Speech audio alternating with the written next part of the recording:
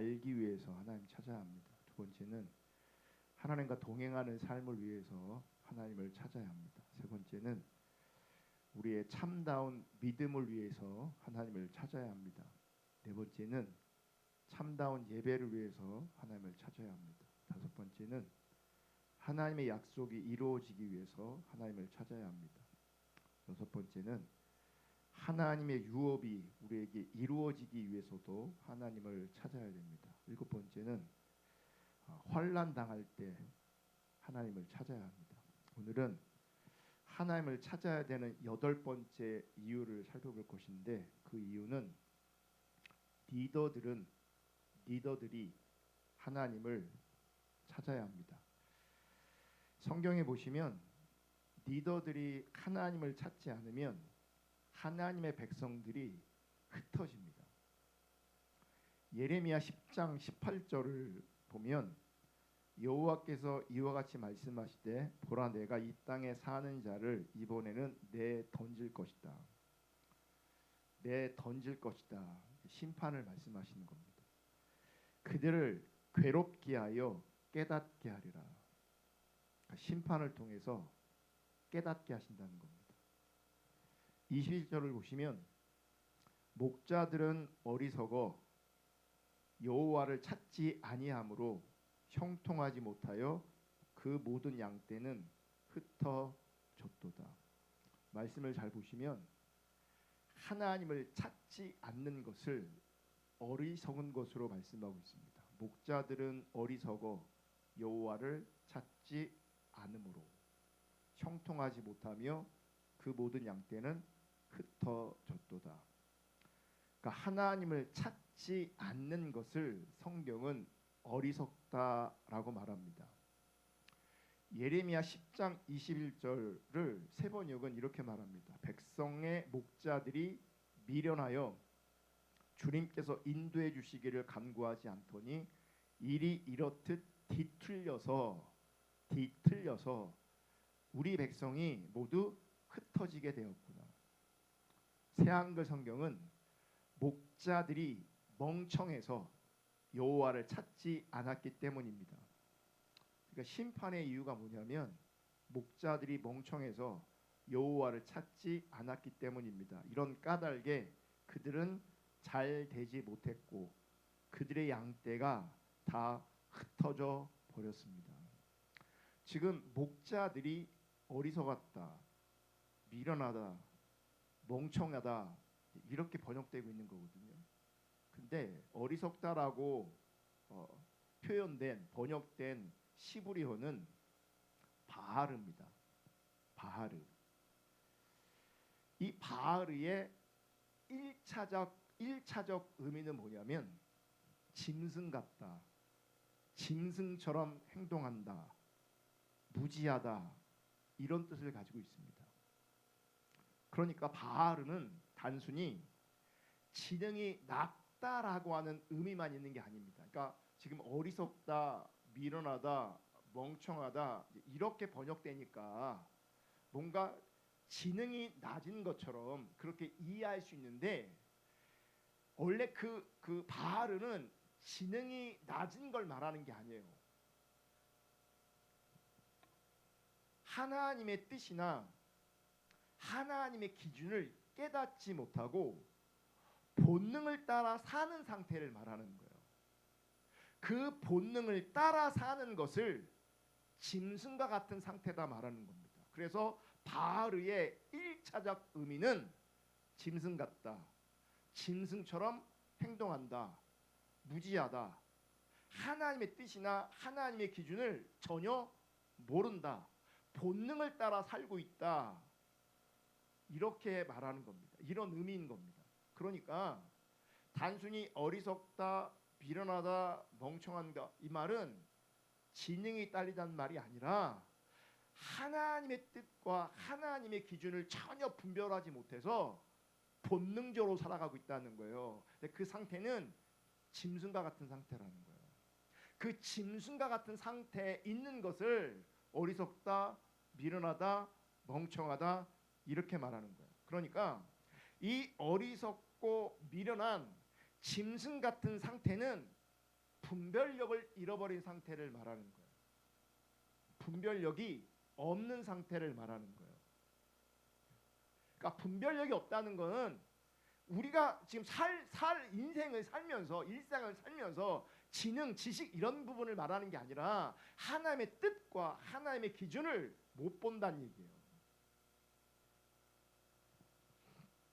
여기서 우리는 하나님을 찾아야 되는 아주 중요한 이유를 또 발견하게 됩니다.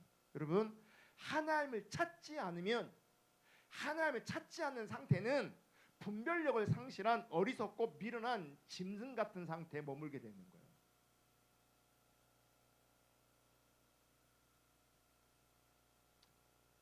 이거를요, 지금 제가 하는 말을 심각하게 들으셔야 돼요. 지금 하나님께서 이스라엘의 목자들이 어리석고 미련하고 멍청하다고 말해요. 이 목자가 누굽니까? 리더를 말하는 거예요.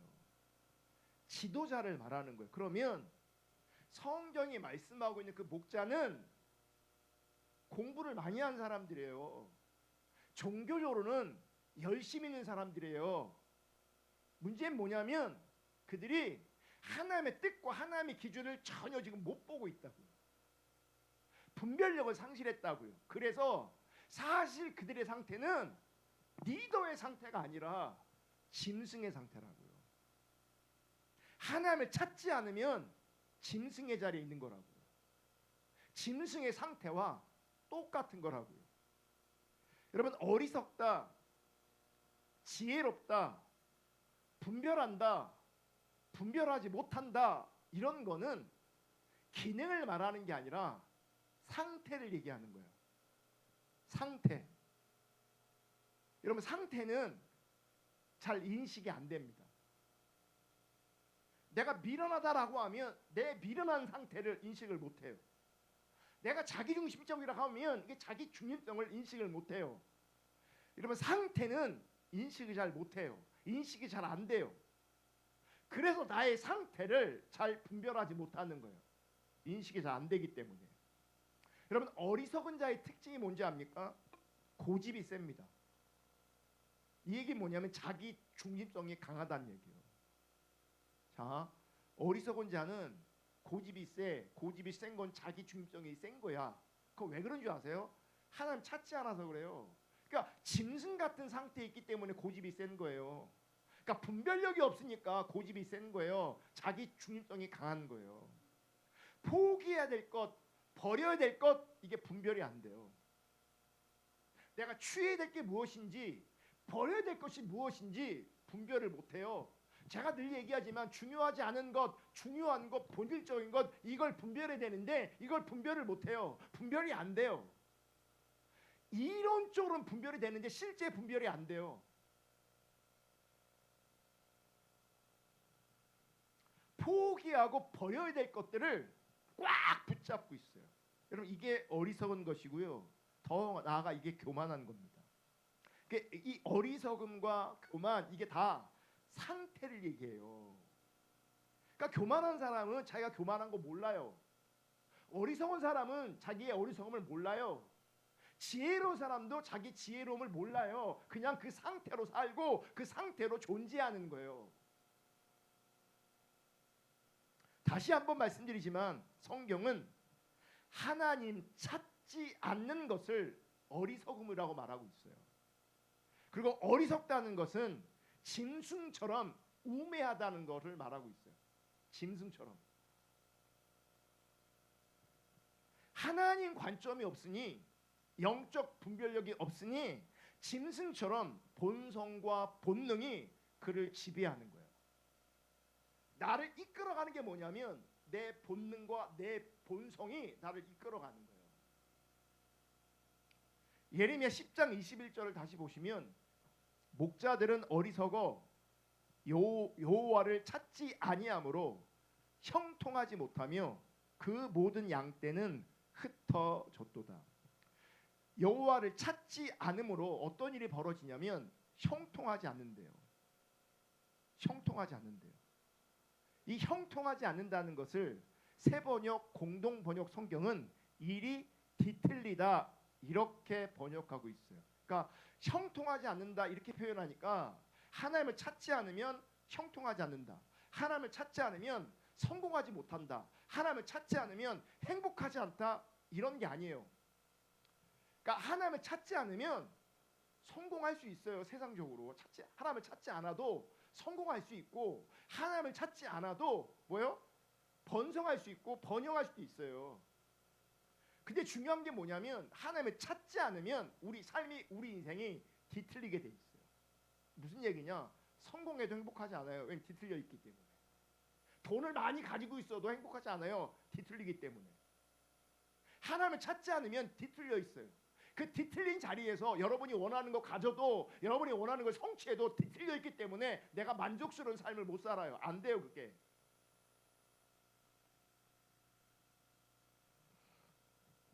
예레미야 10장 21절에 말하는 형통은 히브리어로 사칼이라고 합니다. 사칼은 성경에서 어떤 의미로 사용되고 있냐면 지혜롭게 행하다, 통찰력 있다, 분별력 있게 행동하다라는 뜻으로 가장 많이 사용됩니다. 그러니까 봐요.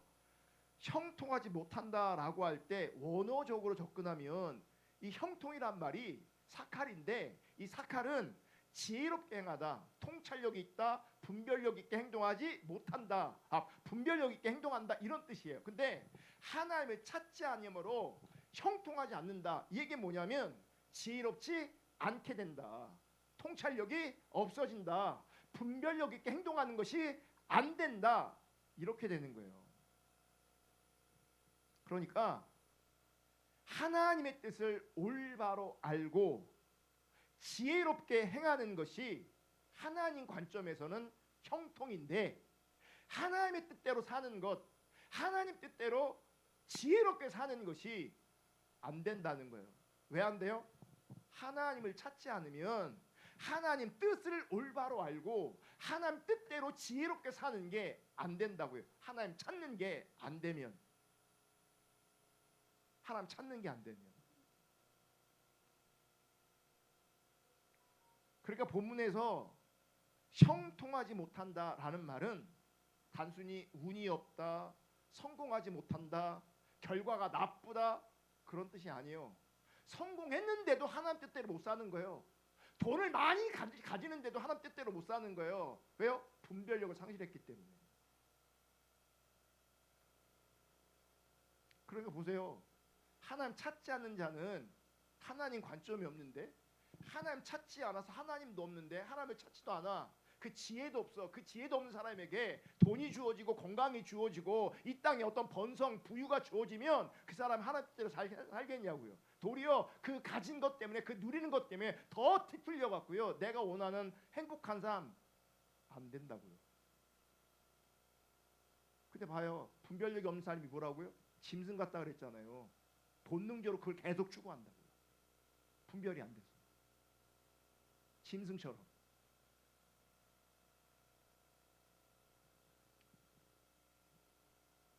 그래서 형통하지 못한다는 말은 지혜를 저버려서 올바른 판단을 내리지 못하고 그 결과 상태가 뒤틀려진다. 그리고 그 상태가 뒤틀린 것이 하나님 관점에서는 실패다. 그게 파멸이다.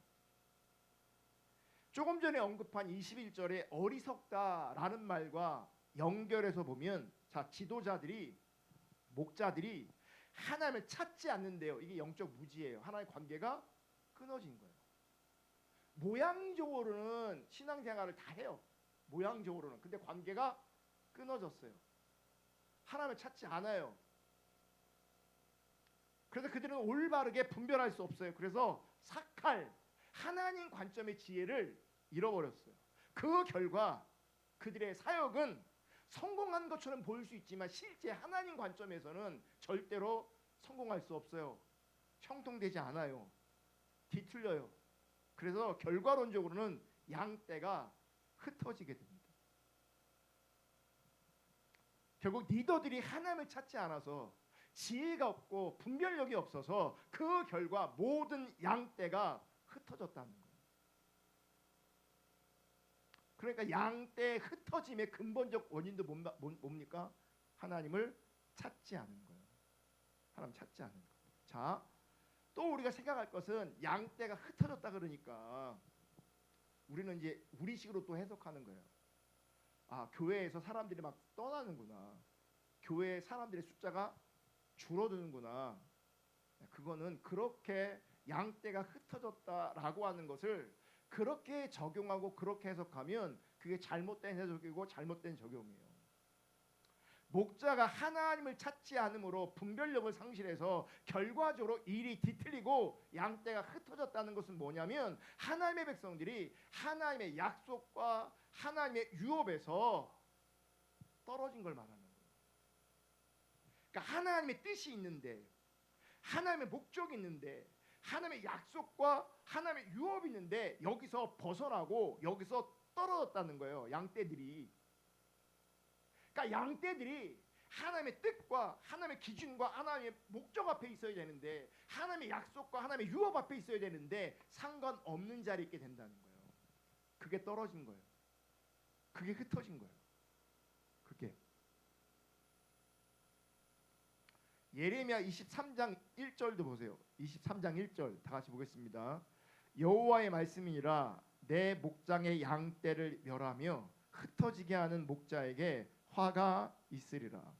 자, 결과적으로 지금 하나님을 찾지 않아요. 분별력을 상실했어요. 그럼 이건 거짓 신앙이에요. 성경은 거짓 신앙으로 목회하는 목자는 화를 당한다. 무슨 말이에요? 심판을 당한다. 그러니까 거짓 신앙은 하나님 앞에서 심판의 대상이고 저주의 대상이에요. 리더든 따라가던 사람이든. 그러니까 하나님의 목적에서, 하나님의 뜻에서, 하나님의 기준에서, 신앙의 본질에서 흩어지게 만들면 저주의 대상이라고요. 심판의 대상이라고요. 2절 그러므로 이스라엘의 하나님 여호와께서 내 백성을 기르는 목자에게 이와 같이 말씀하시니라. 너희가 내 양떼를 흩으며 그것을 몰아내고 돌보지 아니하였도다.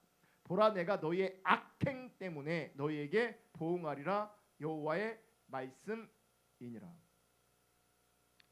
이런 목자 즉 리더들이 하나님을 찾아야 할 결정적인 이유는 하나님을 찾아야 하나님의 길을 알 수 있기 때문이에요. 그리고 하나님의 길을 알 수 있는 것, 하나님의 뜻을 보는 것, 그게 형통, 그게 지혜예요. 그게 사칼이에요. 그게 분별력이에요. 여러분, 하나님의 길을 아는 지혜가 있어야 하나님의 뜻, 하나님의 마음, 그리고 하나님의 비전, 하나님의 목적을 볼 수 있는 거죠. 그러니까 하나님을 찾아야 하나님의 뜻, 하나님의 마음, 하나님의 목적, 하나님의 비전을 알게 되고 보게 되는 거죠.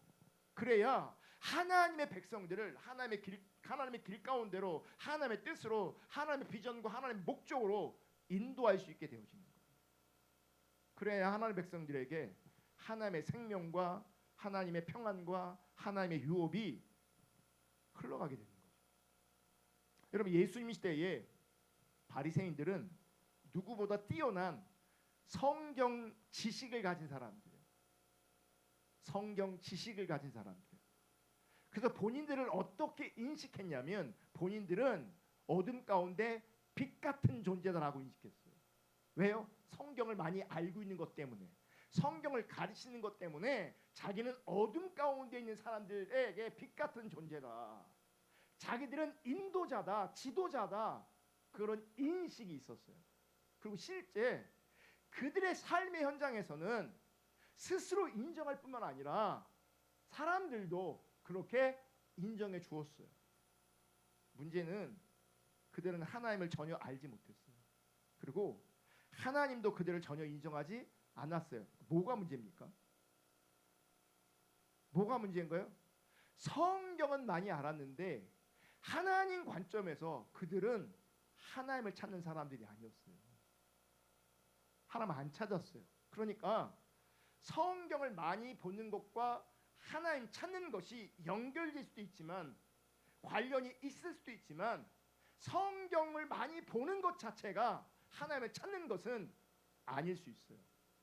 기도 많이 할 수 있어요. 그 기도하는 것이 하나님 찾는 것과 연결될 수 있지만 기도하는 것이 하나님 찾는 것과 전혀 상관없을 수 있어요.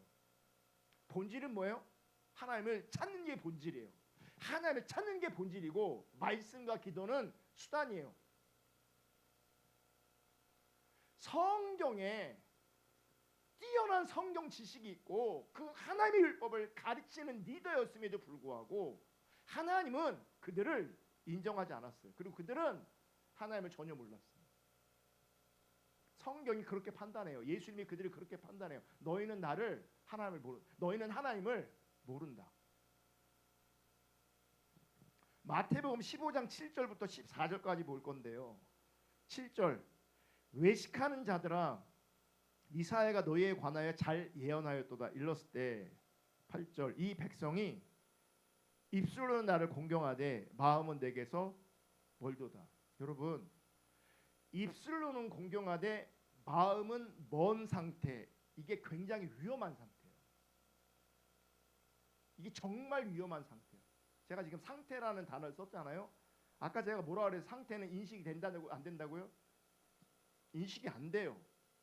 인식이 안 돼요. 어디서 볼 수 있냐면 그것을 이 백성이 입술로는 나를 공경하되 마음은 내게 멀도다.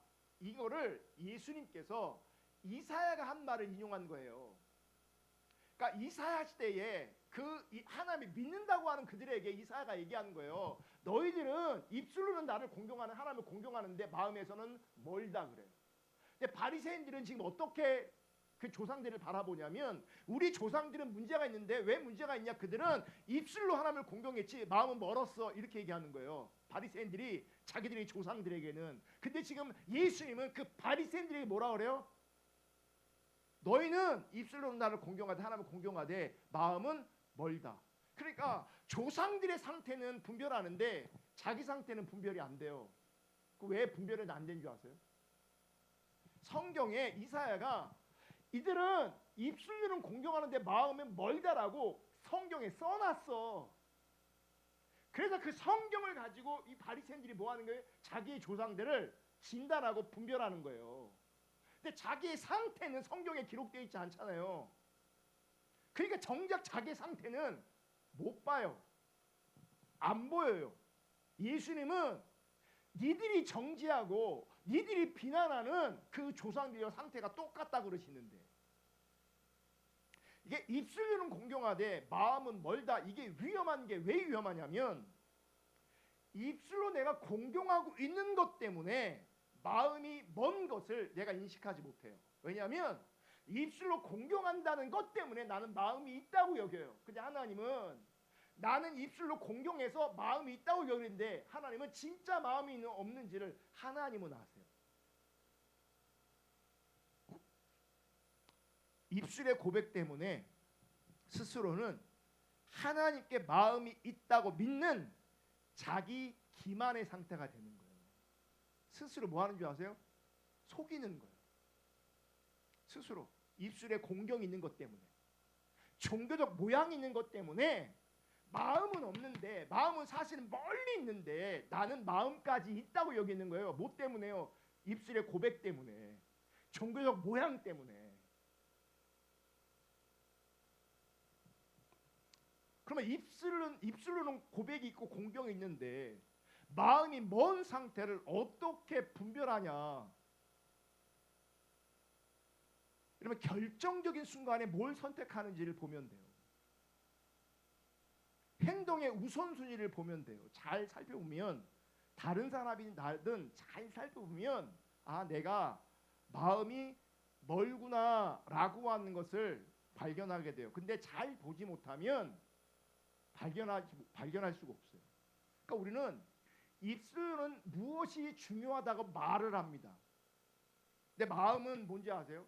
마음은 무엇에 시간을 쓰는가를 결정합니다. 이게 중요해, 이게 중요해, 이게 중요해, 이거 해야 돼, 이거 해야 돼 말은 해. 근데 실제 마음은 거기다 뭐요? 시간을 들이지 않아. 그 마음은 뭔 거예요? 그러니까 우리가 뭐가 중요해, 뭐가 중요해, 뭐가 중요해, 못 깨달았어 그러면서 실제 자기가 중요하다고 여기는 것에 마음을 주지 않아. 거기에 시간을 쓰고 있지 않아. 시간을 들이고 있지 않아. 마음이 먼 거예요. 근데 이게 잘 안 보인다고요.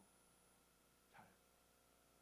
우리가 입술로 고백하는 가치가 있어요. 신앙의 본질, 선, 정의, 공의, 뭐 헤세드, 희생, 사랑, 하나님의 뜻과 뭐 하나님의 기준, 이런 얘기 우리 한단 말이죠. 그러면 우리가 중요하다고 여기는 그것에 내 인생의 에너지를, 내 삶의 에너지를 거기다 쏟아야 돼요. 맞아요, 안 맞아요?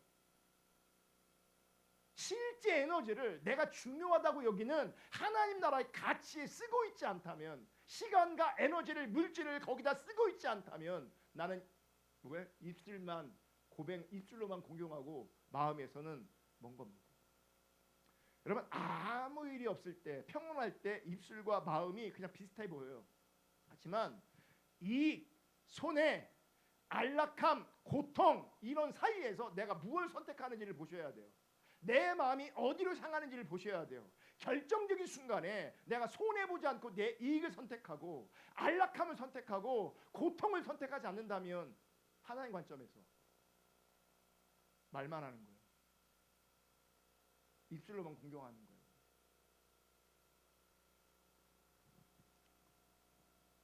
입술로는 하나님을 찾는다고 하는데 실제는 내 개인적인 자존심이나 내 명예, 내 육신의 안전, 이런 게 더 중요해. 내 안락함, 이게 중요해. 마음이 없는 거예요. 마음이 먼 거예요.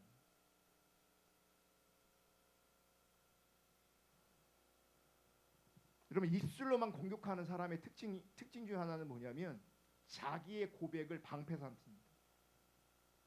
무슨 말이냐면 자신의 입술로 고백하는 그 가치가 자기를 찌르거나 교정하려 할 때 강하게 저항합니다.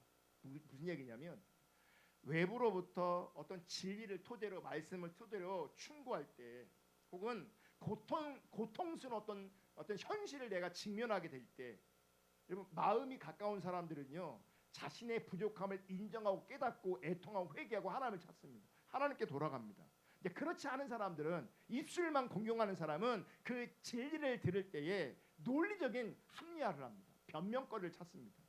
감정적인 방어를 합니다.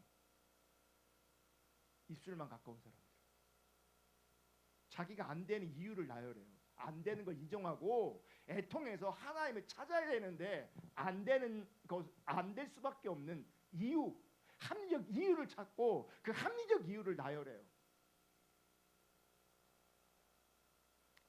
그러면서도 본인이 마음이 있다고 착각하는 이유는 그 고백이 너무나 관념적이기 때문에 그래요.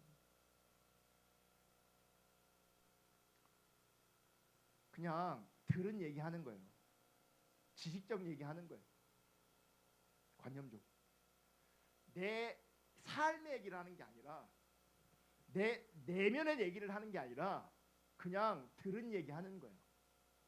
박제된 언어를 사용해요. 박제된 언어. 그래서 마음이 가까운 사람들의 고백은요, 자기의 삶 속에서 구체적인 실수, 고통, 하나님의 손길, 이런 것들을 나눕니다. 고백합니다. 하지만 입술만 공경하는 사람은 언제나 진짜 내면을 드러낸 게 아니라 교과서적으로 정답만 얘기합니다. 정답만.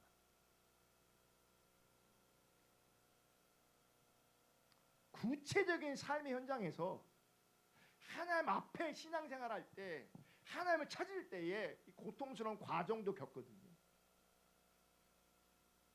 근데 그런 아픔, 고뇌, 갈등, 이런 것들이 없어요. 그냥 멋진 은혜스러운 종교적인 단어만 나열합니다. 그러면서 본인 스스로 속이고 있습니다. 나는 입술만 공경하는 게 아니라 마음도 가까워.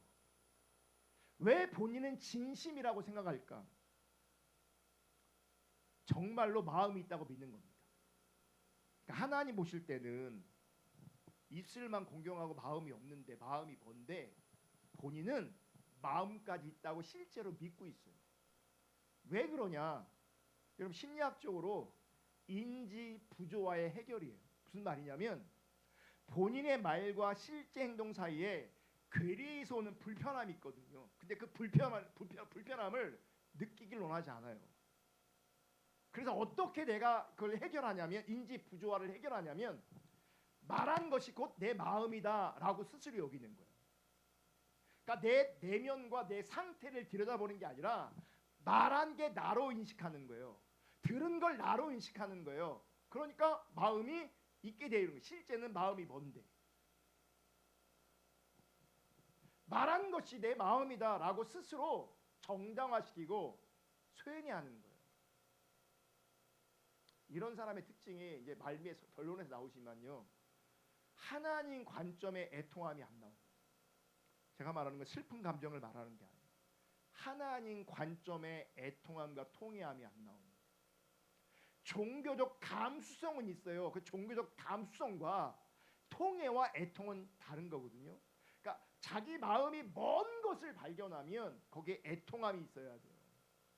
근데 자기 입술의 고백과 마음이 동시에 있다라고 합리화시키고 그렇게 해결했기 때문에 애통함이 없어요. 현실을 바라볼 때도 아버지의 마음으로 애통함이 없어요. 하나님 없는 세상을 바라보면 몹시 사는 게 힘들어야 되는데 부대껴야 되는데 그냥 신나. 그냥 재밌어. 그리고 신나고 재밌는 삶을 갈망해.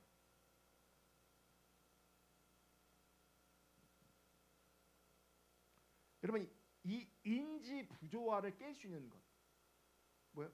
입술은 가까운데 사실 마음은 먼데 마음도 있다고 여기는 이 인지 부조화를 어떻게 깰 수 있는가? 여러분 이 인지 부조화가 깨지는 길은 단 하나예요. 현실적인 고난, 실패 이거밖에 없어요. 내가 인지 부조화 가운데 있는데 하나님이 이렇게 간섭하지 않으신다? 웬만하면 인지 부조화를 안 깨져요. 성경 보세요. 예레미야 10장 18절. 여호와께서 이와 같이 말씀하시되 보라 내가 이 땅에 사는 자를 이번에는 내 던질 것이다. 18절인데.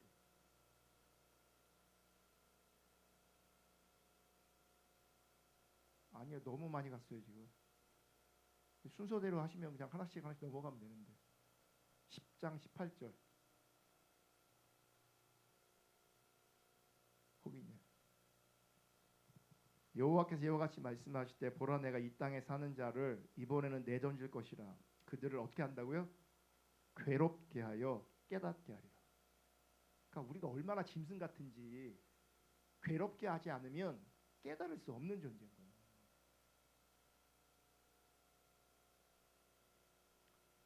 10장 21절 목자들은 어리석어 여호와를 찾지 않으므로 형통하지 못하여 그 모든 양떼를 어떻게 해요? 흩어버려요. 23장 1절 여호와의 말씀이니라 내 목장의 양떼를 멸하여 흩어지게 한다. 그러니까 성경에서 목자들이 하나님께서 그들을 괴롭게 하고 양떼가 흩어지게 하셔야 비로소 자기들의 어리석음을 직면하게 되는 거예요. 그래야 자신이 입술로만 쌓아올린 그 성벽이 무너지는 경험을 하는 거죠. 그러면서 내 마음이 멀었구나, 입술만 가까웠구나를 인식하게 됩니다. 자, 마태복음 15장 9절 사람의 계명으로 교훈을 삼아 가르치니 나를 헛되이 경배하는도다 하였느니라 하시고, 자 그들은 예수님은 그들을 향해서 헛되이 경배한다 하는데 그들한테 남아있는 거 뭐만 남아있는 줄 아세요? 경배만 남아있어요. 자기는 경배했다.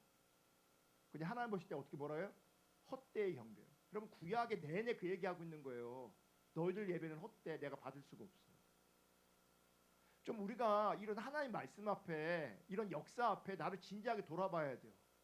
하나님이 그들의 예배를 안 받으시는데 왜 내 예배는 받는다고 생각해요? 왜 내 예배는 예배고 이들의 예배는 헛된 예배예요? 내 경배는 경배고 왜 이들의 경배는 헛된 경배냐고요. 하나님 관점에서 그들에게 성경 박사들인데, 율법 박사들인데, 종교적인 열정이 뛰어나고 탁월한데 그들을 향해서 말씀하시는 거예요. 입술은 나를 공경하는데 마음에서 멀다. 사람의 계명으로 교훈을 삼고 있다. 그들은 나를 지금 헛되이 신앙생활, 헛되이 경배한다. 뭐예요? 거짓 신앙 얘기라는 거. 거짓 신앙. 10절 무리를 불러 이르시되 듣고 깨달아라. 제발 좀 듣고 깨달아라. 11절 입으로 들어가는 것이 사람을 더럽게 하는 것이 아니라 입에서 나오는 그것이 사람을 더럽게 하는 것이다. 뭐냐면 내 상태가 여러분 입으로 나오게 돼 있어요. 내 상태가 입으로 나오게 돼 있다고. 그게 더러운 거라고. 내 입술로 들어가는 게 더러운 게 아니라 내 상태가 입술을 통해서 내 삶을 통해서 밖으로 드러날 때 그게 더 더럽다고요. 12절 이에 제자들이 나와 이르되 바리새인들이 이 말을 듣고 걸림이 된 줄 아십니까? 아시나이까? 이게 뭐예요? 무슨 이야기예요?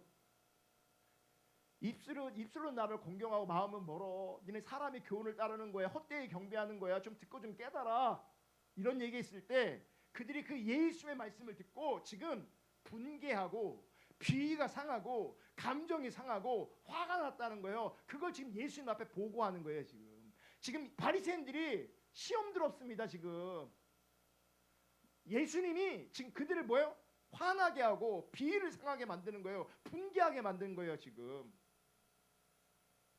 13절 예수께 대답하여 이르시되 심은 것마다 내 하늘 아버지께서 심으시지 않은 것은 뽑힐 것이니 이게 뭐겠어요?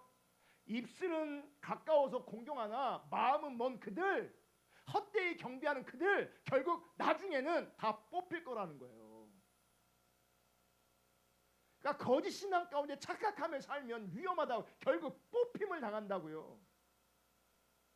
그거를 예수님은 또 이렇게 표현해요. 14절 그냥 내비도 뭐 그들이 화를 내든 시험에 들든 분개를 하든 내비도 결국 하나님께서 그들을 뽑으실 거야.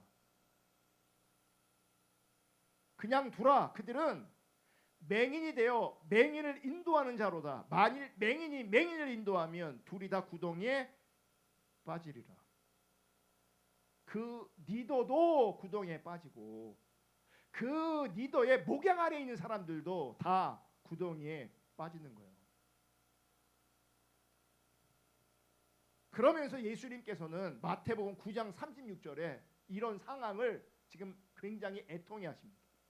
무리를 보시고 불쌍히 여기시니 이는 그들이 목자 없는 양같이 고생하며 기진함이라. 뭐요? 제대로 된 목자가 없어. 그래서 이들이 뭐예요? 영적으로 하나님 앞에 제대로 자랄 수가 없어. 이런 상태를 지금 예수님께서는 불쌍히 여기시는 거예요. 이들에게 진짜 목자가 없다고. 제대로 된 목자가 없다고. 여러분 성경에 보면 소수이기도 하고 한때이기는 하지만 훌륭한 왕들은 다 하나님을 찾은 왕들이었어요. 여러분 하나님이 왕들을 평가하는데 이건 왕들에게만 해당되는 게 아니에요. 그 왕들을 평가할 때 그들이 하나님과 함께 했는가, 하나님을 찾았는가, 이게 평가의 이유입니다. 다른 거 없어요. 하나님을 찾았는가, 하나님과 함께 했는가, 이게 평가의 진단의 이유입니다. 그들이 하나님과 함께하고 그들이 하나님을 찾을 때에 하나님의 생명이 회복되어지고 그 시대가 돌이켜지기도 하고 하나님의 유업이 그들 가운데 부어지기도 했어요. 어느 때 이런 일이 벌어지냐? 한때이기지만 소수의 왕이기도 하지만 분명한 것은 하나님을 찾는 왕들이 있을 때, 하나님을 찾았던 시대에는 이렇게 하나님의 생명이 회복되었어요. 반대로 하나님을 찾지 않을 때 유업이 거칩니다. 하나님의 백성들이 침체하게 됩니다. 이방 나라의 침공을 받습니다. 지배를 받습니다. 고통을 당합니다. 그럼에도 불구하고 돌이키지 않을 때 끝내 하나님께서는 그 민족을, 이스라엘 민족을 심판하셨습니다. 이런 일이 다 어느 때 벌어졌냐? 하나님을 찾지 않는 왕들이 다스릴 때에 이런 일이 벌어지는 겁니다. 오늘 본문에서 목자라고 그러는데 리더를 말해요. 그 당시에는 종교 지도자뿐만 아니라 정치 지도자들도 말합니다. 우리가 지금 이제 선거하고 있잖아요. 우리 지금도 이렇게 리더가 되게 중요한 거예요. 제가 오늘 저녁 먹으러 오고 소고기 국밥 먹으러 갔거든요. 혼자. 우리 지역 국회의원이 걸어오는 거예요. 국회의원이. 그랬더니 나보고 안녕하세요. 그래서 안녕하세요. 악수했어요. 이런 그런 리더들이 그냥 권력을 가지게 중요한 게 아니라 하나님을 찾는 자들이어야 돼요. 왜 세계 열방이 맨날 이렇게 시끄럽고 어렵냐? 정치하는 사람들이 하나님을 찾는 사람이 없어요.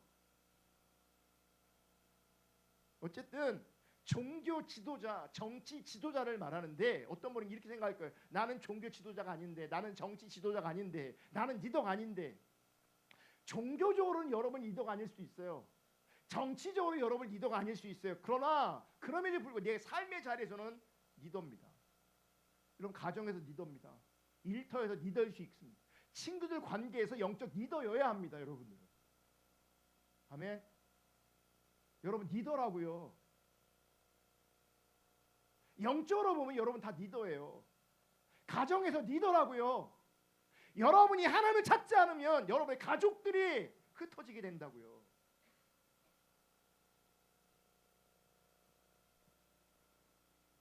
소위 바리새인들 종교 지도자리거든요. 하지만 제사장 선지자라고 다른 그룹들이에요. 바리새인들은 쉽게 말하면 평신도 지도자예요. 평신도 리더라고요. 그러니까 우리 모두는 하나님 앞에서 제자로 리더로 부르심을 받았어요. 내가 있는 곳에서 여러분들은 반드시 리더여야 합니다. 아멘. 리더는 하나님을 찾아야 돼요. 리더는 하나님을 찾아야 된다. 여러분 하나님을 찾지 않는 것이 타락의 출발입니다. 하나님을 믿는 자들이건 하나님을 안 믿는 자들이건 하나님은 인간에게 요구하시는 것이 하나님 찾는 것입니다. 하나님 찾지 않은 것 자체가 타락입니다.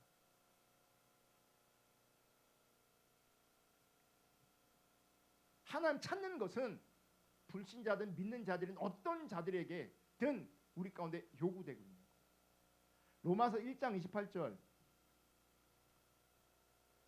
또한 그들이 마음에 하나님 두기를 싫어하며 하나님께서 그들을 그 상실한 마음대로 내버려 두사 합당하지 못한 일을 하게 하셨으니. 자 보세요. 하나님 마음에 하나님 두기를 싫어하며. 우리가 이런 거 읽을 때 하나님 없는 세상이라든가 하나님 없는 불신자들에게 이런 거 들이댑니다. 그들의 상태가 이렇다고. 근데 말씀을 보시면요, 안 믿는 사람들도 포함할 수 있지만 믿는다고 하는 사람들을 포함하는 얘기예요. 믿는 사람들 중에 마음에 하나님 두기를 싫어해요. 그래서 하나님께서 그들을 그 상실한 마음대로 내버려 두세요. 그래서 합당하지 못한 일을 그냥 하고 살아. 그냥 내비둬. 네 맘대로 살아봐. 내비둬요. 그냥 내비둬요. 이거를 세번역은 이렇게 말해요. 사람들이 하나님을 인정하지 않기를 싫어함으로, 인정하기를 싫어함으로 하나님께서는 사람들을 타락한 마음 자리에 내버려 두셔서 해서는 안 될 일을 하도록 놓아두신다. 그러니까 막 나쁘게 사는데, 하나님 없이 사는데 그냥 하나님 내버려 둬요. 그 내버려 두면 그 자리에 막 잘 돼. 지들끼리 막 행복해. 근데 하나님 관점은 뭐 하는 거예요? 버린 거예요. 그냥 내버려 두시는 거예요. 쉬운 성경은 이렇게 말해요. 사람들이 하나님을 아는 것을 하찮게 여김으로. 좀 올려주세요. 하찮게 여김으로 하나님께서는 사람들이 타락한 생각에 빠지게 하시고 사람들이 해서는 안 될 일을 하게 내버려 두셨다. 하나님 아는 것을 하찮게 여겨요. 새한글은 이렇게 말해요. 그들은 하나님을 인정하는 것을 가치 있게 생각하지 않는다. 가치 있게. 그러니까 지금 마음에 하나님 두기를 싫어한다. 하나님 인정하기를 싫어한다. 하나님 아는 것을 하찮게 여긴다. 하나님을 인정하는 것을 가치 있게 생각하지 않는다. 이걸 엄청나게 큰 죄로 말씀하시면서 뭐라고요? 내비둔다고요. 내버려 두신다고. 네 마음대로 한번 살아봐. 그리고 내버려 둔다고. 그냥 보세요. 시편 81편 10절 12절. 이게 굉장히 중요한 말씀이에요. 나는 너를 애굽 땅에서 인도하여 낸 내 여호와 내 하나님이니 내 입을 크게 열라 내가 채우리라. 자, 이거 여러분 과거에 어떻게 들어서 내가 입을 크게 열라 내게 채우리라. 그러니까 내가 막 열망하는 거 내 소원 크게 막 아멘 막 이렇게 하면 내 소원을 내 뜻을 하나님께서 채워줄 거예요. 지금도 그렇게 말씀을 이해하는 사람 많아요. 11절 내 백성이 내 소리를 듣지 아니하며 뭐 어떤 소리를 안 들은 거예요? 내 입을 크게 열라 그럼 내가 채우리라. 이 말을 내 백성이 안 들었대요. 봐봐요. 크게 열어 내가 채워줄게. 근데 이 얘기를 왜 안 들어요? 왜 안 들어요 이거를? 크게 열면 채워준다는데 이게 왜 안 들어요 이거를? 우리는 아멘 아멘 했잖아요. 이 사람들은 왜 안 듣느냐고요? 네? 보세요. 내 백성의 내 소리를 듣지 아니하며 이스라엘이 나를 원하지 아니하는도다 그래요. 자 보세요. 그러니까 내 입을 크게 열라라는 이 얘기는 네 소원을 간절하게 아뢰라 이 말이 아니에요. 11절의 말씀을 보면 내 말을 안 들었다. 그러면서 이스라엘이 나를 원하지 않았다. 그렇게 말해요. 그러니까 보세요. 내 입을 위해 크게 열라는 것은 나를 간절하게 찾아라. 나를 간절하게 원해라. 그러면 내가 채워줄 거다. 내가 너를 만나줄 거라. 이렇게 말씀하시는 거예요. 알겠어요? 12절 보세요. 아까 로마서에 어떻게 한다고요? 내버려 둔다 그랬잖아요. 그죠? 내버려 둔다고. 근데 보세요. 81편 12절. 그러므로 내가 그들의 마음을 완악한 대로 버려두어 그의 임의대로 행하게 하였도다. 똑같죠? 똑같죠? 여러분 성경에서 말하는 가장 강력한 하나님의 진도는 내버려 두는 거예요. 내버려 두는 거예요. 근데 보세요. 하나님을 찾아야 된다. 하나님을 찾아야 된다. 제가 이렇게 계속 얘기하고 있는데 성경은 하나님을 찾지 않는 것을 이렇게도 얘기하는 거예요. 마음에 하나님 두기를 싫어하는 것, 하나님을 인정하기를 싫어하는 것, 하나님 아는 것을 하찮게 여기는 것, 하나님을 인정하는 것을 가치 있게 여기지 않는 것, 이게 하나님을 찾지 않는 거예요. 이렇게 하나님을 찾지 않으면 어떻게 된다고요? 내버려 두신다. 네 맘대로 살아봐. 내버려 둔다고요. 그 지경 되면요, 우리는 변화될 수 있는 소지가 완전히 제로가 되는 거예요. 구원 끝나는 거예요. 우리가 하나님을 찾아야 돼요. 아멘. 보세요. 문제는 우리의 본성은 하나님을 찾는 것을 원하지 않는다는 거예요. 내 입을 크게 열라 내가 채우리라. 네가 나를 간절히 찾으면 내가 너를 만나주리라. 근데 안 듣는다고요. 아까 그랬잖아요. 우리가 옛날식으로 내 입을 크게 열면 채우리라. 그러니까 우리가 예전에 이해했던 방식으로 받아들였다면 그렇게 안 할 이유가 없는데 내 입을 왜 크게 열라 이거는 하나님 찾으란 얘기예요. 근데 하나님 찾는 것은 우리의 본성에 맞지 않아요. 우리는 하나님 찾지 않아요. 하나님 찾는 것을 원하지도 않아요. 시편 14편 2절 여호와께서 하늘에서 인생을 굽어 살피사 지각이 있어 하나님을 찾는 자가 있는가 보려 하신즉 누가 하나님을 찾는가 살피시는 거예요. 3절 다 치우쳐 함께 더러운 자가 되고 선을 행하는 자가 없으니 하나도 없다. 여기서 보세요. 하나님을 찾는 것 안에 뭐가 있는 줄 아세요? 선을 구하는 게 있는 거예요. 앞에는 하나님 찾는다고 말하고 뒤에는 뭐라고 말해요?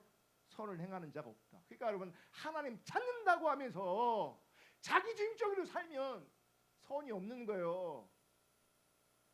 그게 입술만 공경하고 마음은 없는 거라고요. 하나님 찾는 것에 반드시 선과 정의와 공의와 햇사디가 그 안에 있는 거예요. 근데 또 놀라운 건 뭔지 아세요? 하나님을 찾는 자가 있는가 보유하신즉 다 치우쳐 함께 어떤 사람이 된다고요? 더러운 자가 된다. 아까 예레미야는 뭐라 그래요? 형통하지 않는다 그랬잖아요. 그게 뭐예요? 분별력을 상실했다. 어리석었다. 그게 뭐예요? 짐승 같은 상태가 됐다 그래요. 시편 기자는 그걸 뭐라고 말하냐면 함께 더러운 존재가 됐다. 그러면 여러분 우리가 하나님을 찾지 않으면요 짐승 같은 존재가 되고 하나님을 찾지 않으면 더러운 존재가 되는 거예요. 하나님을 찾지 않으면 악한 존재가 되는 거라고요. 근데 우리가 하나님 찾는 거를 원하지 않는다. 나는 하나님 찾아요. 여러분 그렇게 쉽게 말하시면 안 돼요. 예레미야 24장 7절 이게 중요합니다. 다 같이 읽습니다. 시작. 내가 여호와인 줄 아는 마음을 그들에게 주어서 그들이 전심으로 내게 돌아오게 하리니 그들은 내 백성이 되겠고 나는 그들의 하나님이 되리라. 결국 여러분 하나님 찾는 것도요 은혜입니다. 은혜. 그러니까 내가 하나님 찾기를 원해야 하나님 찾아야 돼. 말씀을 들으니 나는 하나님을 찾아야 돼. 근데 잘 안 되는 모습을 발견하셔야 되고 원하지도 않는 나를 발견하셔야 돼요. 하나님을 찾을 능력도 없는 나를 발견하셔야 돼요. 그때 애통함이 부어져요. 애통함으로 하나님 내가 하나님을 찾지 못했습니다. 내가 하나님을 찾을 능력도 없습니다. 그래서 하나님의 임재와 하나님의 유업이 나한테 사라졌습니다. 내 백성이 다 흩어졌습니다. 내가 리더로 나를 리더로 부르셨고 나를 먼저 부르셨는데 내 삶의 자리에 하나님의 뒷받침이 하나도 없습니다. 겨우 신앙생활을 하고 있습니다. 좀 하나님 없는 거라고요. 성경을 그렇게 많이 알고 있는 바리새인이 하나님이 없었다고요. 우리도 하나님 없을 가능성이 크다고요. 거기에 애통함이 부어져야 돼요. 하나님 내게 하나님이 없고 하나님 찾음이 없습니다. 하나님 찾고 싶은 마음도 없습니다. 하나님 찾을 수 있는 그 은혜를 부어주세요. 애통함으로 찾을 때에 그 애통함이 진실일 때에 그 절망함이 진실일 때에 하나님 앞에 입을 크게 열 때에 하나님께서 우리로 하여금 하나님 찾을 수 있는 은혜를 부어주시는 거예요. 여러분 진짜 하나님 찾는 자들 될 수 있기를 주님의 이름으로 축복합니다. 하나님은 이 시대에 하나님 찾는 자들을 찾고 계십니다.